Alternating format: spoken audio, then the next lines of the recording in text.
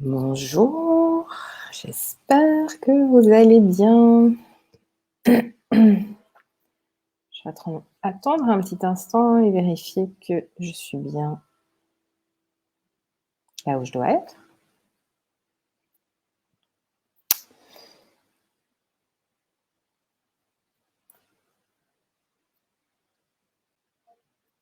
Et on a du son, super. J'espère que vous allez bien, que vous avez eu l'occasion de visionner les vidéos de lundi et mardi. Et j'aurais aimé savoir comment ça se passe pour vous, quels sont vos ressentis, si vous avez des questions, s'il y a des choses qui remontent. Donc n'hésitez pas, je vais faire un post séparé pour voir s'il y a vraiment des choses qui remontent, s'il y a des choses sur lesquelles vous avez envie d'aller un petit peu plus loin. Et aujourd'hui, on va parler du système énergétique. Les choses qui sont vraiment importantes, donc on en a parlé lundi, la première étape, ça va être quoi que ce soit, quel que soit le moment, quelle que soit la chose qui vous arrive, ça va être d'aller faire ce fameux bilan de la situation. Ça peut être très court et sur un petit événement, mais vraiment d'aller faire le bilan, de regarder, ok, il se passe ça, je réagis comme ça, les émotions qui remontent, c'est ça, est-ce que ça m'appartient, qu'est-ce que j'en fais, etc. Donc ça va être la première chose. Ensuite, on va aller prendre soin de nos émotions, les accompagner, les libérer, parce que toutes ces émotions vont aller créer des dysfonctionnements aussi dans notre système énergétique. Et tout ça, c'est relié. Tout ça, c'est relié, donc c'est vraiment important d'aller prendre soin de ces émotions. Et c'est aussi important d'aller prendre soin de son système énergétique pour éviter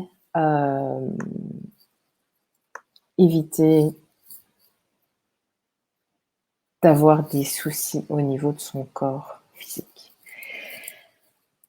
Donc on entend beaucoup, de plus en plus, parler du système énergétique, de l'énergie, et aujourd'hui les scientifiques et la physique quantique vont aller s'accorder vraiment sur le fait qu'on est énergie. Tout est énergie. Le verre est énergie, la chaise est énergie, tout est énergie. Donc on entend aussi parler des chakras, de l'aura, et ceci compose notre système énergétique en entier. Les chakras sont les centres énergétiques de notre corps. Donc le mot chakra en sanskrit signifie la roue de lumière, et la plupart du temps les chakras sont représentés dans la réalité. Les chakras sont représentés par des roues de lumière. Et on a 7 roues de lumière principales sur la ligne médiane de notre corps. Donc, chacun des chakras va être relié à une glande et elle a un rôle spécifique à jouer. Donc, lorsque nos chakras sont en déséquilibre, ça va provoquer des dysfonctionnements énergétiques qui peuvent conduire à un mal-être dans le corps, puisqu'elles sont reliées à des glandes, et donc ça peut nous causer quelque part des problèmes de santé. Donc l'aura, c'est l'ensemble des corps subtils qui entourent notre corps physique. Donc on a des couches qui se retrouvent tout autour de notre corps physique. L'aura est aussi en relation avec notre santé, et les chakras sont les relais qui vont alimenter l'aura en énergie. Donc tout est relié. Le nettoyage de l'aura, son alignement, sa recharge énergétique va se faire à travers les chakras. Donc si vous prenez soin de vos chakras, de vos centres énergétiques, le reste va se faire tout seul. Donc ce champ d'énergie qu'est l'aura est composé de 7 couches, reliées à chaque fois aux 7 chakras, qui pénètrent dans le corps, étant vers l'extérieur à partir de la peau. Donc la première couche, c'est vraiment celle qui est collée à notre peau. Donc, le déséquilibre se présente toujours d'abord dans nos corps énergétiques. Et si on arrive effectivement à garder notre système énergétique en équilibre, on va se sentir bien dans notre corps physique. Donc, vous n'allez pas laisser les énergies négatives, les soucis, etc., les émotions négatives, vous n'allez pas les laisser pénétrer à l'intérieur de votre corps physique si vous prenez vraiment soin de votre système énergétique. Donc, c'est important de garder ces chakras en équilibre afin de rester en forme, en bonne santé et se sentir bien au niveau physique, émotionnel et mental. Comment est-ce que notre système énergétique fonctionne? Mais tout au long de cette vie et toutes les autres vies qu'on a vécues, on vit des événements plus ou moins difficiles, des chocs, des traumas, des deuils, des séparations. Et à chacun de ces événements, à chacun des événements un peu compliqués ou très très compliqués qu'on va vivre, on va avoir des réactions, des émotions, des sentiments qui vont aller créer des dysfonctionnements dans notre système énergétique. Donc, il y a aussi tous les facteurs extérieurs qui vont avoir un effet sur notre système énergétique, comme la pollution, les autres personnes. Et quand je dis les autres personnes, ça peut être vraiment aussi parce qu'on est hypersensible et on peut percevoir et ressentir toutes leurs tensions, toutes leurs émotions, tout ce qu'ils ressentent et on peut ressentir leur peine, leur chagrin, leur colère, etc. Donc aussi pour cette raison-là, il y a cette question de à qui est-ce que ça appartient quand vous ressentez des émotions et des choses comme ça dans le premier jour. Non, c'était le deuxième jour quand on a parlé des émotions. Quand vous avez des ressentis, c'est une question Access Consciousness, c'est à qui est-ce que ça appartient? Concrètement, voilà deux types de réactions qu'on peut aller avoir. Je vais vous donner deux exemples concrets pour que vous puissiez avoir une vue plus claire.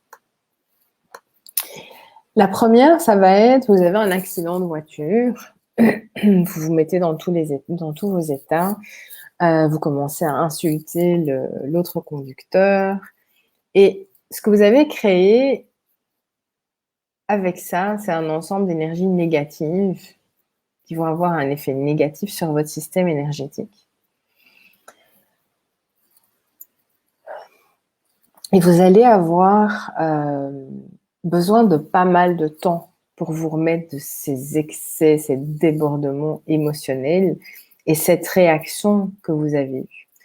Donc, vous allez certainement ressentir une fatigue intense après cette réaction ou bien même un contre-coup les jours suivants. Le versus, c'est que vous avez toujours ce même accident de voiture. Bah ouais, c'est embêtant. Mais voilà, personne n'est blessé, on relativise, on remplit le constat, on continue sa journée, il n'y a pas de souci. À ce niveau-là, ça dépend évidemment du choc, mais si on a rempli le constat et qu'on continue sa journée, c'est que c'est pas si grave. On passe à autre chose, on va chercher une huile essentielle ou du rescue pour aller accompagner son choc, parce qu'il y a quand même quelque part un choc. Mais grâce au fait que vous n'avez pas été dans des débordements émotionnels, ça va vous permettre de rapidement résorber ce choc qui a eu lieu. Donc l'idée vraiment, c'est d'aller au fur et à mesure de notre chemin, se libérer de ce qui se présente au niveau des émotions, au niveau des tensions, au niveau des douleurs, au niveau des événements qui se passent dans notre vie, parce que peu importe ce qu'on va faire, peu importe les outils qu'on utilise, peu importe les choses qu'on va mettre en place, on n'aura jamais une vie qui va faire... Il y aura toujours des hauts, il y aura toujours des bas, il y aura toujours du mouvement, il y aura toujours des choses compliquées qui vont nous arriver parce qu'on est sur Terre pour apprendre, pour découvrir, pour évoluer. Donc, il faut savoir aussi que vous pouvez faire ça à partir d'aujourd'hui. Chaque chose que vous allez rencontrer, vous allez essayer de les travailler de cette façon-là. De prendre du recul, de ne pas vous emballer, de poser des questions. Parce que sinon, vous allez rajouter des empreintes, vous allez rajouter des énergies négatives à votre système énergétique qui n'en a certainement pas besoin. Encore plus. Donc vraiment, lâchez ce que vous n'avez plus besoin et lâchez au fur et à mesure de ce que vous avancez dans votre quotidien, tout ce qui se passe. Alors, en ce qui concerne les empreintes qu'on a accumulées tout au long de notre vie et toutes les autres et tout ce qui est transgénérationnel, on en a déjà parlé un tout petit peu. Comment est-ce que ça fonctionne? Donc, on va aller travailler avec la métaphore de l'oignon. J'aime bien cette métaphore. Et un oignon, ça a plein de couches. Ça a plusieurs couches. Et ces couches, elles ont été s'accumuler vraiment tout au long de notre vie actuelle. Et on peut aussi avoir des couches en relation avec nos vies précédentes qui vont aller se réveiller dans cette vie à certains moments. Donc, quand il y a quelque chose qui va se passer, il y a un événement qui se passe dans votre vie, par exemple,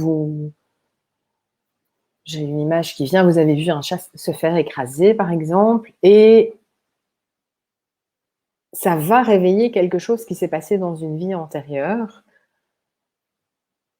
Tout n'est pas réveillé de nos vies antérieures. Tout ne se réveillera pas parce que sinon, on n'avance pas. Mais une fois qu'un événement X s'est produit, ça va réveiller une mémoire d'une vie passée et à ce moment-là, vous allez pouvoir travailler cette mémoire.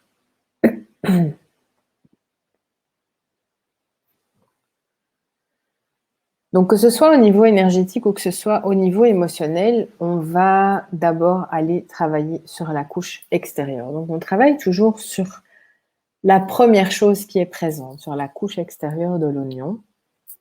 On va aller accompagner les émotions, on va aller libérer les blocages, les blessures, les traumatismes de cette couche. Et une fois que c'est réglé, cette couche va se dissoudre et on va pouvoir passer à la couche suivante.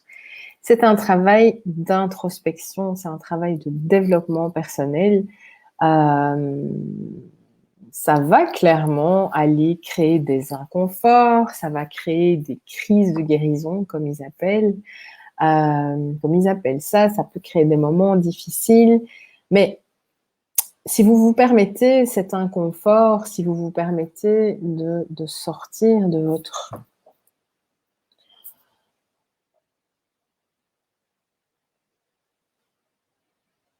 zone de confort, oui, parce que c'est la partie qu'on connaît.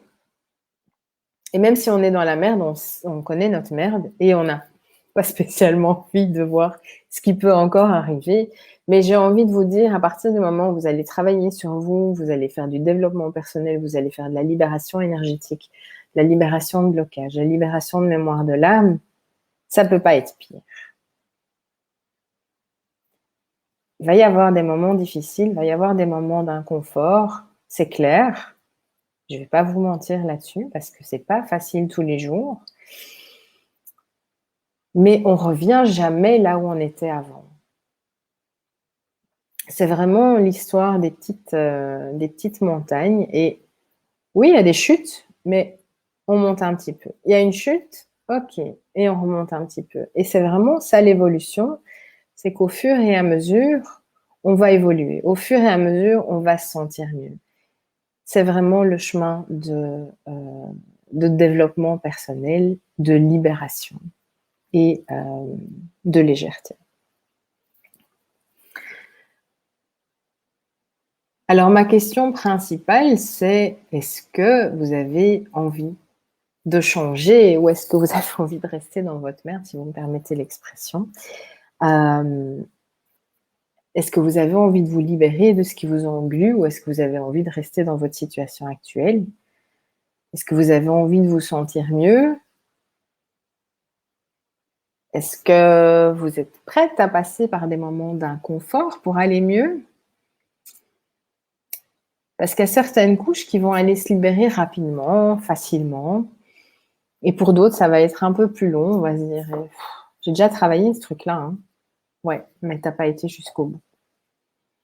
Donc, certaines couches sont aussi cachées et vous n'y aurez pas accès tout de suite. Donc, il y a de nouveau cette histoire d'oignon. On va travailler la première.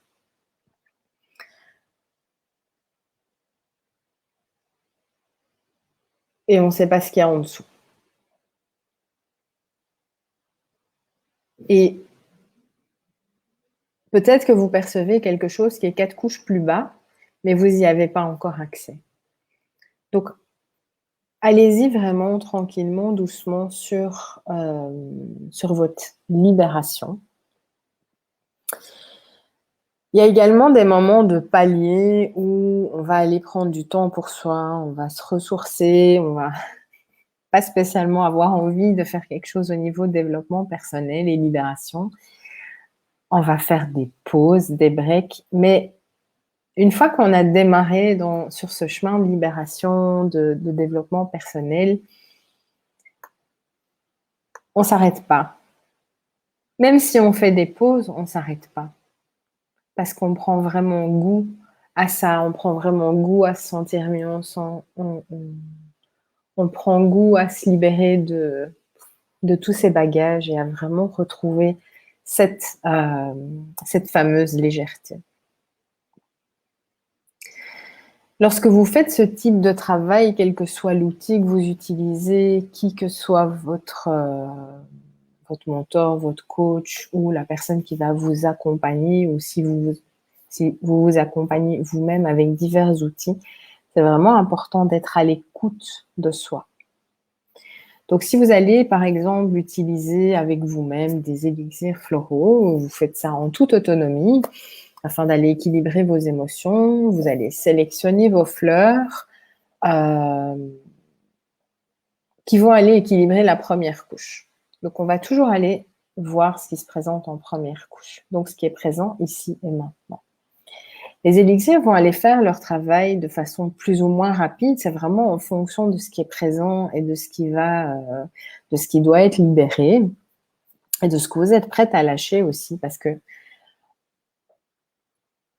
personne ne peut vous obliger à lâcher vos bagages. Vous allez faire ça en toute conscience. Il n'y a personne qui peut le faire à votre place. Donc, une fois que cette première couche est libérée en dessous, il y a d'autres choses qui sont souvent moins agréables. Et quand vous arrivez à ce truc moins agréable, c'est là qu'on va aller se poser et se dire, ok, je reviens avec mon exemple de fleur de bac. Ok, je me pose. Qu'est-ce qui se passe pour moi maintenant? Est-ce que ce que j'ai mis dans mon flacon, c'est toujours actualisé par rapport à mon ressenti? Oui, non. Non. Ok. Qu'est-ce que j'ai besoin? Est-ce que j'ai toujours besoin de ça? Oui, non. Oui, non, oui, non. Donc, refaites régulièrement un bilan. Ici, je prends un exemple de fleur de bac, mais ça va être avec toutes les techniques.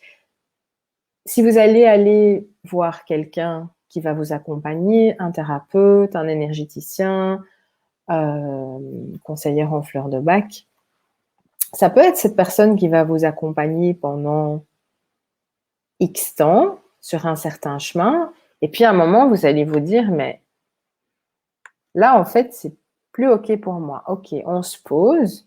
Est-ce que j'ai toujours besoin de cette personne avec cette technique ou est-ce que je dois aller voir ailleurs? Est-ce que c'est quelqu'un d'autre ou une autre technique qui va m'aider? Est-ce que c'est peut-être un livre que je dois lire? Qu'est-ce qui va... Soyez ouverte à toutes les possibilités. Parfois, c'est juste une lecture qui va vous aider à passer à l'étape suivante. Ah ok, je suis arrivée là. Et maintenant, je fais quoi? Donc, soyez vraiment à l'écoute de vous, soyez aussi à l'écoute des signes et parfois des choses qui se présentent à vous, ou une copine qui vous parle de quelque chose, ou qui vous parle de quelqu'un, ou qui vous parle d'une technique, et puis vous dites, ouais, bon, ok, et puis ça revient encore, ça revient sur votre chemin, ça se représente la même chose, de sortie de la bouche de quelqu'un d'autre, ou bien vu sur un site, ou quoi que ce soit, ça revient. Soyez à l'écoute de ça.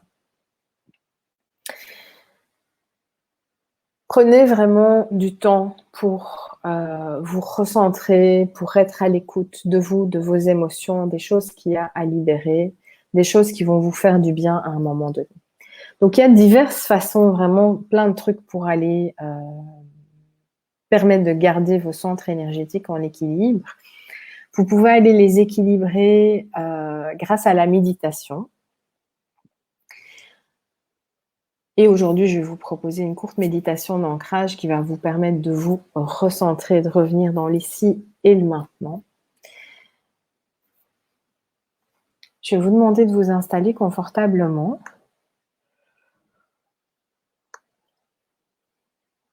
De poser les pieds au sol.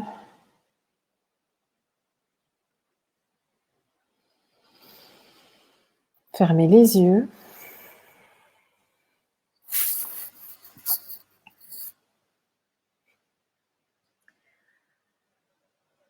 Inspirez, expirez profondément.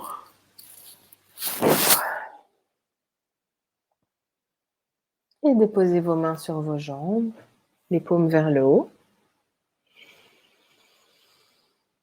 Inspirez, expirez.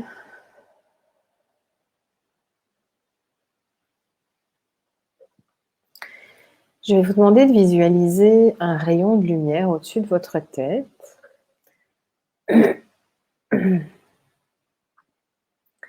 Ressentez cette douce lumière entrer par le sommet de votre crâne et doucement traverser votre tête,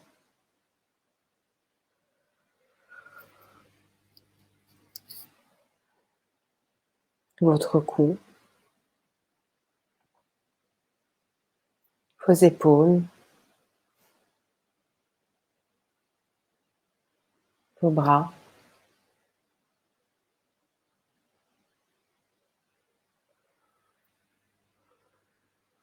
votre poitrine,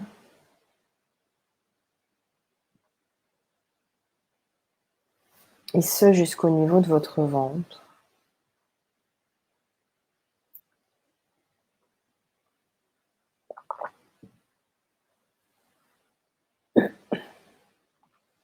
Inspirez à nouveau et sentez comme cette lumière douce remplit votre corps.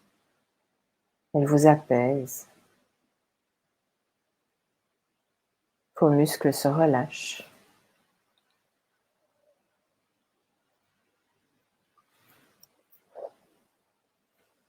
Le rayon de lumière continue à descendre jusque dans vos hanches, vos genoux,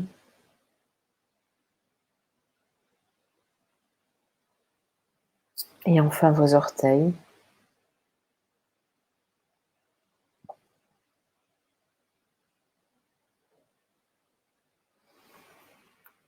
Visualisez vos racines qui vont aller sortir de la plante de vos pieds. Et ces racines vont aller descendre profondément au cœur de la terre.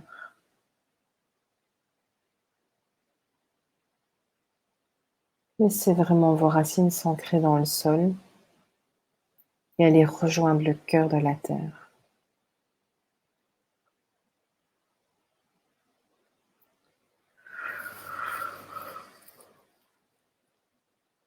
Une fois arrivé au cœur de la terre, allez accrocher vos racines solidement à son cœur, au cœur de la terre-mère. Et inspirez profondément et ressentez cette énergie qui vient du cœur de la terre-mère, cette terre nourricière Et je vais vous inviter à tirer l'énergie de la Terre.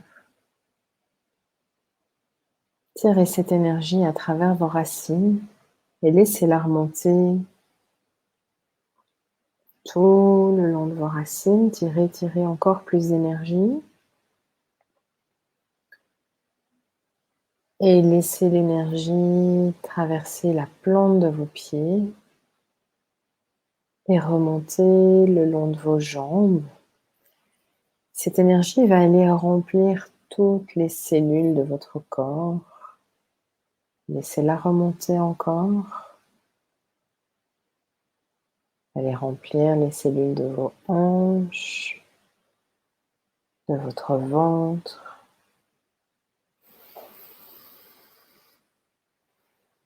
de votre poitrine.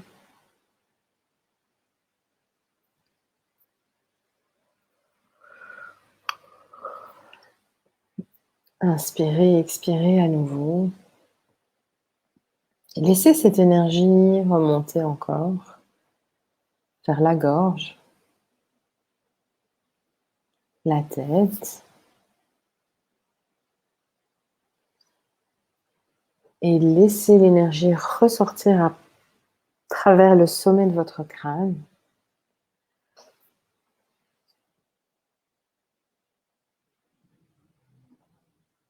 Et ressentez cette énergie douce de la lumière et l'énergie nourricière de la terre vous envelopper. Permettez à cette énergie de vous ressourcer.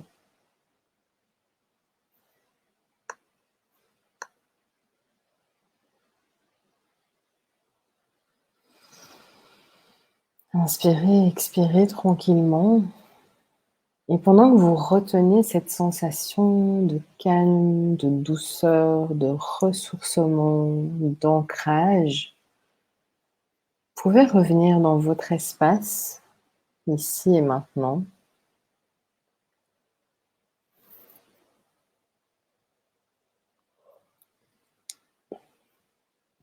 Et vous pouvez partager vos ressentis dans les commentaires. Et me partager comment c'était pour vous.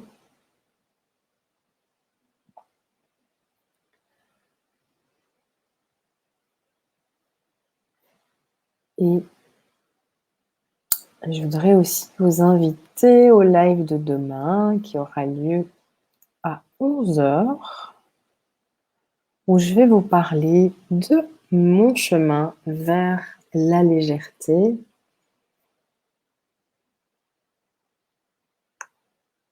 Donc n'hésitez pas à partager vos ressentis, vos commentaires, vos questions dans les commentaires. Je vous souhaite une belle journée et je vous dis à demain.